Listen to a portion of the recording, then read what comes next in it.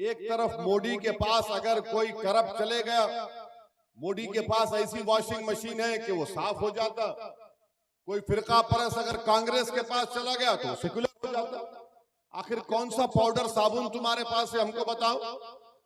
अगर हम गरीबों की लड़ाई लड़ रहे हैं तो आप हम पर इल्जाम लगा देते हैं। अब कांग्रेस के सांसद हैं, एमपी हैं जावेद साहब, वो कहते हैं कि मैंने 5 साल में 1.5 लाख किलोमीटर चला। आप बताइए कोई इंसान 1.5 लाख किलोमीटर चल सकता है? मगर जावेद साहब झूठ बोलने में नरेंद्र मोदी से कंपटीशन में लगे हैं। अब आप बताइए 1.5 लाख किलोमीटर चले हैं, कहां चले? कहां चले? आपने देखा उनको चलते हुए? नहीं देखा आपने? वो तो अच्छा हाथ भी नहीं मिलाते हैं, सुना वो तो। अब आप बताइए, जो नहीं चला, जो हाथ नहीं मिलाता, तो फिर आपकी उंगली क्यों उठना चाहिए उसके वोट डालने के लिए? तो इस बार बैसी से आप पूरे मुत्तहदा तौर पर अख्तरुल ईमान को वोट देंगे इंशाअल्लाह। तो मेरी आप सदवन गुजारिश है कि अपने वोट का सही इस्तेमाल करिए। बल्कि मैं तो जावेद साहब से पूछना चाहूंगा कि आप मुझे 5 काम बता दो जो आपने किशनगंज में करवाए। 5 काम बता दो। तुम सत्ता में थे, Tejashwi deputy chief minister, Nitish Kumar मुख्यमंत्री, कांग्रेस के लोग मंत्री थे, तुमने क्या किया उस टाइम में बता दो। उस वक्त में तुमने किशनगंज की इस पार्लिमानी हल्के के लिए आपने क्या काम करवाया, बता दो हमको। कुछ नहीं करवाया। और गाली हमको देते हैं, गाली अख्तरुल ईमान को देते हैं। तो कांग्रेस के पास दिखाने को कुछ भी नहीं है। अब तीसरी तरफ कैंडिडेट है जेडीयू का मास्टर मुजाहिद। याद रखिए, मास्टर मुजाहिद का मास्टर नरेंद्र मोदी है। मास्टर मुजाहिद का मास्टर नरेंद्र मोदी है। मास्टर मुजाहिद का उस्ताद नरेंद्र मोदी है। मास्टर मुजाहिद का शेख नरेंद्र मोदी है। वो नरेंद्र मोदी के हाथ पे बैत कर लिया आजकल। अरे कितने हाथ पर बैत करेंगे? कभी इसको पकड़े, कभी इसको पकड़े, कभी इसको पकड़े। अरे भाई, जो कल तक मजलिस को बी टीम बोलता था, आज बोल रहा है मोदी अच्छा आदमी है। अब बताओ, मास्टर मुजाहिद मोदी ने जो घुसपैठी कहा सीमांचल के अवाम को, तुम मानते हैं नहीं मानते? अगर नहीं मानते तो अगर मर्द मुजाहिद हो तो बोलो मास्टर अपनी जबान से, मगर नहीं बोलेंगे। अच्छा, अगर मास्टर मुजाहिद खुदा ना खास्ता जीत कर दिल्ली जाएगा और यूनिफॉर्म सिविल कोड का बिल लाया जाएगा जिसमें शरीयत में मदाखलत की जाएगी, तो क्या मास्टर मुजाहिद वोट देगा नहीं देगा? बताइए आप। वो मोदी की ताईद में वोट देगा मास्टर मुजाहिद।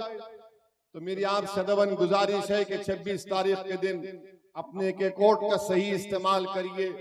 आपको किशनगंज की आवाम को एक ऐसे उम्मीदवार की जरूरत है जो पार्लियामेंट में जाकर सीमांचल और किशनगंज के इंसाफ की बात कर सके। और हम आपसे वादा कर रहे हैं कि इंशाअल्लाह ताला अल्लाह सुब्हाना व तआला नबी करीम सल्लल्लाहु अलैहि वसल्लम के सदक़े तुफैल में आपकी दुआओं से, वोट से अख्तरुल ईमान को कामयाबी मिलेगी। तो पार्लियामेंट में अख्तरुल ईमान हमारे बाजू बैठेंगे और आप देखेंगे कि हम लोग, मैं इम्तियाज जलील अख्तरुल ईमान, इंशाअल्लाह ताला ये 3 शेर आपके पार्लियामेंट में बैठेंगे और आपके लिए लड़ते रहेंगे इंशाअल्लाह ताला। तो आपको सिर्फ थाली मारना नहीं है, 26 तारीख को जाकर वोट भी डालना है। हमारा हाल ऐसा है, जिंदाबाद बोल दी और 26 तारीख आया तो अभी जाते हैं। सुबह में जाएंगे, दोपहर में जाएंगे। सुबह उठिए, सीधा अपने अफराद खानदान को लेकर जाइए। अब मोदी तो बोल दिया हमारे बच्चे बहुत हैं, तो बच्चों को भी लेके जाओ। मोदी बोले ना बच्चे बहुत हैं, तो पूरे बच्चों को लेकर जाओ और जाकर एक फोटो लेके डालना, असद साहब मेरे इतने बच्चों के साथ मैंने फोटो ली और अख्तरुल ईमान को वोट डाला। करेंगे ना आप लोग? डरेंगे तो नहीं डरेंगे ना। बस डरने की जरूरत ही नहीं है जब अख्तरुल ईमान कामयाब होगा। अब ये जावेद साहब का तो चलता है, अब कांग्रेस, अच्छा इनका क्या है सेकुलरिज्म पर कमिटमेंट बताइए? जो कोविड में मुसलमानों को जिम्मेदार करार दिया कोविड फैलाने का, वो कांग्रेस का टिकट दे दिया बीजेपी से आकर। अब बताइए, हमको गाली देते हैं। कहां पर आप, कहां पर हैं बताइए?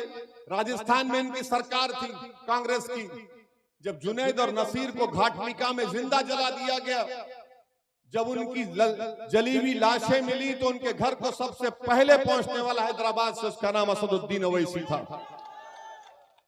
कांग्रेस का मुख्यमंत्री नहीं गए, अशोक गहलोत मुख्यमंत्री थे, वो 15 दिन के बाद जुनैद और नसीर के घर को गए। हम जाकर जुनैद नसीर से मिले, मजलिस इत्तेहादुल मुस्लिमीन से जो हम अपने हमारे ट्रस्ट से दे सकते थे हमने उनके अफराद खानदान को भी दिया। आपको हम बता रहे हैं CAA का कानून आया तो मजलिस इत्तेहादुल मुस्लिमीन ने उस कानून की कॉपियों को फाड़ दिया, पार्लियामेंट में कहा काला कानून है, हम उसको कबूल नहीं करते। ट्रिपल तलाक का कानून 3 मरतबा आया तो मौलाना असरार कासमी को कांग्रेस ने बोलने नहीं दिया, 2 मरतबा जावेद नहीं बोल सके ट्रिपल तलाक के ऊपर। ये अलग बात है कि उनको ट्रिपल तलाक शायद मालूम भी नहीं होगा मालूम। UAPA का कानून नहीं मालूम। पार्लियामेंट का फरवरी में सेशन हुआ, आखिरी पार्लियामेंट का सेशन हुआ। नरेंद्र मोदी ने होशियारी की और कहा कि 22 जनवरी के ऊपर एक बहस की जाएगी। हमने कहा होगी तो हम भी हिस्सा लेंगे। इम्तियाज जलील ने मुझसे कहा असद भाई इसमें क्या बोलेंगे? मेरा आप बैठिए, हम क्या बोलते सुनो आप। हमने शुरुआत की कि 22 जनवरी इसलिए हुआ क्योंकि कांग्रेस ने जब GB पंत उत्तर प्रदेश के मुख्यमंत्री थे उन्होंने बाबरी मस्जिद को नहीं बनाया। 22 जनवरी इसलिए हुआ कि जब कांग्रेस का वजीर आजम था बगैर मुसलमानों को सुने बाबरी मस्जिद के लॉस को खोल दिया गया, ताले को खोल दिया गया। 22 जनवरी इसलिए हुआ क्योंकि 6 दिसंबर को बीजेपी, संघ परिवार, विश्व हिंदू परिषद, बजरंग दल ने सुप्रीम कोर्ट को जाकर कहा था कि मस्जिद को हाथ नहीं लगाएंगे, मस्जिद को शहीद कर दिया। इसीलिए 22 जनवरी हुआ।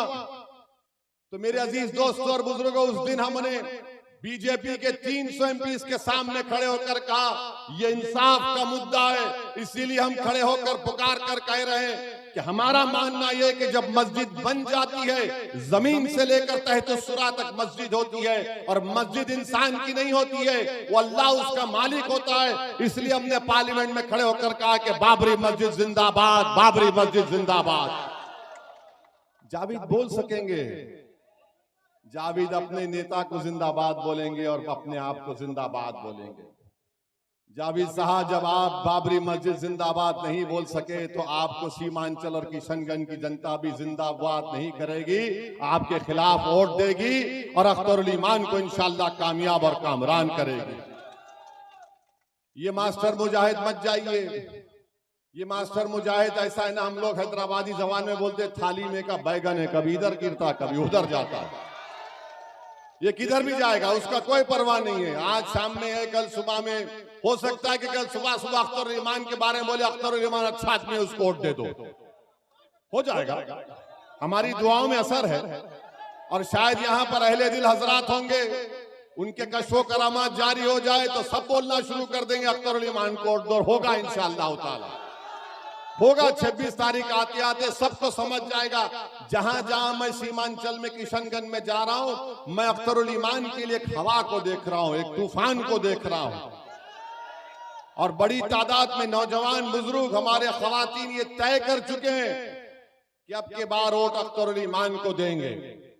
बहुत से लोग हमको कह रहे हैं हम बोल नहीं रहे हैं मगर जो देना है पतंग की तरफ आसमान इशारा करके बोल रहे हैं कि अख्तर ईमान को कामयाब करेंगे।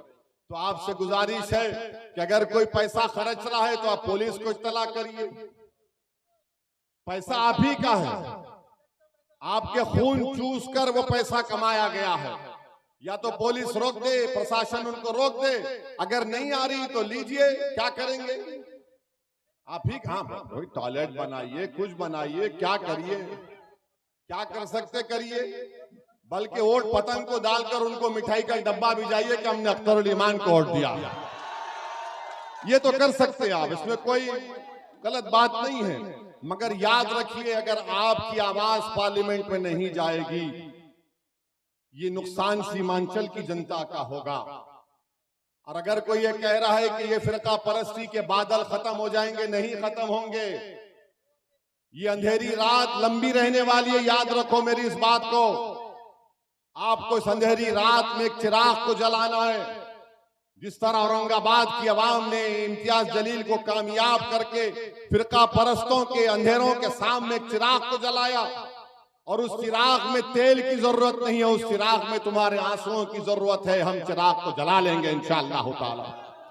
तो क्या आप तैयार हैं 26 तारीख को एक चिराग जलाने के लिए? वो चिराग जलेगा तो तुम्हारे इत्तेहाद से, तुम्हारी दुआओं से, तुम्हारी कुर्बानियों से, तुम्हारी तड़प से और मुत्तहदा तौर पर अपने वोट का इस्तेमाल आपको करना पड़ेगा। अपने घर में जाइए, अपने बुजुर्गों को समझाइए, अपनी माँ और बहनों तक पैगाम दीजिए, अपने दोस्तों को फोन करके बताइए कि भाई साहब किशनगंज और सीमांचल की अजमत का मसला है, अख्तरुल ईमान ओवैसी का मसला नहीं है ये। आज हम हैं, कल चले जाएंगे, मगर तुम्हारी आवाज का क्या होगा? इसीलिए मेरी आप तमाम से अपील है कि 26 तारीख के दिन आप तमाम निकलिए और पूरे इत्मीनान और एतमाद के साथ अख्तरुल ईमान के हक में अपने वोट देकर अख्तरुल ईमान को कामयाब करिए। हम आपसे वादा कर रहे हैं कि कामयाबी के बाद किशनगंज की पार्लियामेंट हलके में जितने विधानसभा हैं वहां पर अख्तरुल ईमान इंशाअल्लाह ताला एक ऑफिस खोलेंगे। वहां पर एक आदमी बैठा रहेगा। अगर अख्तरुल ईमान दिल्ली में होंगे, सीमांचल की लड़ाई लड़ेंगे, तो वो आप उस ऑफिस में जाकर अपनी शिकायत, अपनी तकालीफ को वहां पर रख सकेंगे और बाद में अख्तरुल ईमान उन शिकायत पर काम भी करेंगे, आपसे राब्ता भी करेंगे। इस बात का वादा हम अख्तरुल ईमान और हम कर रहे हैं, मगर आपसे एक ही गुजारिश है कि वोट का इस्तेमाल करिए। याद रखिए ये एक तारीखी इलेक्शन है। अगर मोदी कह रहा है कि यूनिफॉर्म सिविल कोड लाएंगे, मोदी कह रहा है कि आपकी शनाख्त को खत्म करके रख दिया जाएगा, इबादत गाहों की हिफाजत का कानून अगर तरमीम कर दिया जाएगा तो क्या बचेगा आपके ने? बताओ फिर कौन लड़ेगा आपके लिए? CAA NPR NRC अगर शुरू हो जाएगा तो कौन लड़ेगा आपके लिए?